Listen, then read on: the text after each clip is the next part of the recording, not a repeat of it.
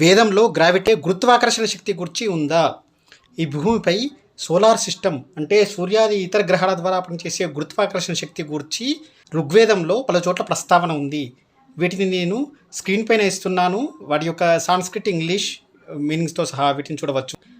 First reference ఋగ్వేదం first మండలం 103 సూక్త second మంత్ర. దీని యొక్క సాంస్క్రిట్ మీనింగ్ ఈ విధంగా ఉంది, ఇంగ్లీష్ మీనింగ్ ఈ విధంగా ఉంది. He held and extended earth. ఇక్కడ హీ అంటే సోలార్ సిస్టము. సోలార్ సిస్టమ్ అనేది ఎర్త్ను పట్టి ఉంచుతుంది మరియు విస్తరింపజేస్తుంది. దేని ద్వారా? గురుత్వాకర్షణ శక్తి, గ్రావిటేషనల్ ఫోర్స్ ద్వారా. సెకండ్ రిఫరెన్స్ ఫస్ట్ మండలం 150th సూక్త 4th Mantra.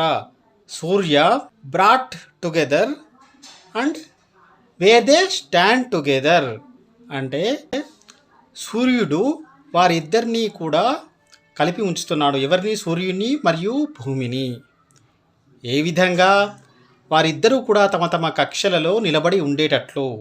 Through which power? Gravitational force. Third reference Rigvedam 5th మండల 81st సూక్త 2nd మంత్ర. సవితావరేణ్యో అనుప్రయాణం. సూర్యుణ్ణి అనుసరించి ప్రయాణిస్తుంది. ఏమిటి? భూమి. Through which power? ఏ శక్తి ద్వారా? అగైన్ త్రూ గ్రావిటేషనల్ ఫోర్స్, గురుత్వాకర్షణ శక్తి ద్వారా. Please like and subscribe Vedam infinite Kiran channel.